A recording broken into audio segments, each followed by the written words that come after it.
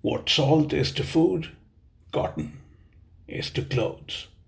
They may both lack glamour, but their ubiquity and essentiality to our existence is unmatched by any in their respective realms. Today, that is October 7th, is World Cotton Day.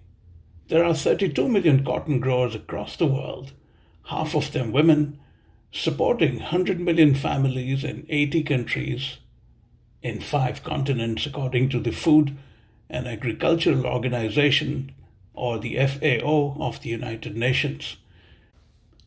The Indian subcontinent has been at the heart of the cotton world for close to 7 millennia. In his remarkable and critically acclaimed 2014 book, Empire of Cotton, A Global History, Sven Beckert, professor of history at Harvard University's Department of History, makes some extraordinary references to cotton and the Indian subcontinent. Cotton has been intrinsic to the Indian civilization for some 7,000 years. Here is an excerpt from Professor Beckert's book, and I quote: Farmers in the Indus Valley were the first to spin and weave cotton. In 1929, archaeologists recovered fragments of cotton textiles at Mohenjo-daro in what is now Pakistan, dating back to 3250 and 2750 BCE. Cotton seeds found at nearby Mehergarh have been dated to 5000 BCE. Literary references further point to the ancient nature of the subcontinent's cotton industry. The Vedic scriptures, composed between 1500 and 1200 BCE, allude to cotton spinning and weaving. The very first reports by foreign travelers to South Asia similarly mention cotton.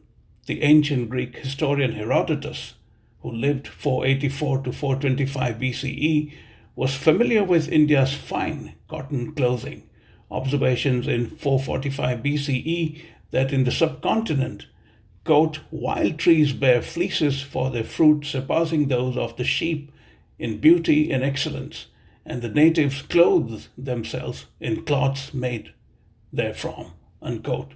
From the earliest time until well into the 19th century, that is for several millennia, the people of the Indian subcontinent were the world's leading cotton manufacturers. Peasants in what are today India, Pakistan, and Bangladesh cultivated small quantities of cotton alongside their food crops. They spun and wove cotton for their own use and for sale in local and regional markets. Most regions within South Asia produced all the textiles they consumed well into the 19th century. They harvested the crop by hand, employed a roller gin to remove the seeds, removed dirt and knots with the help of a bow, a wooden tool with string attached that vibrates if struck with a piece of wood, spun the fiber on a distaff, a tool holding the unspun cotton, and a spindle into thread, and wove this thread into fabric using looms hung between trees. The quality of the top tier of Indian cotton fabrics was legendary. What is astonishing about cotton is that it has existed across civilizations for thousands of years. It was as prevalent in what is now Mexico 5,000 years ago as elsewhere.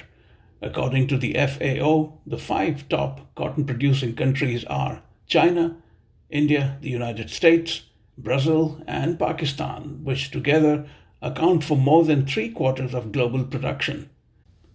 Although much reviled now by a section of the political right in India, Mohandas Gandhi kept cotton at the heart of India's independence movement, spinning his iconic wheel or charkha, which he used to weave cotton fabric as a symbol of economic unshackling of Indians from the tyranny of the British Raj. The story of cotton and the predatory capitalism of the 18th, 19th, and the early 20th centuries is also a compelling one, but about that some other time.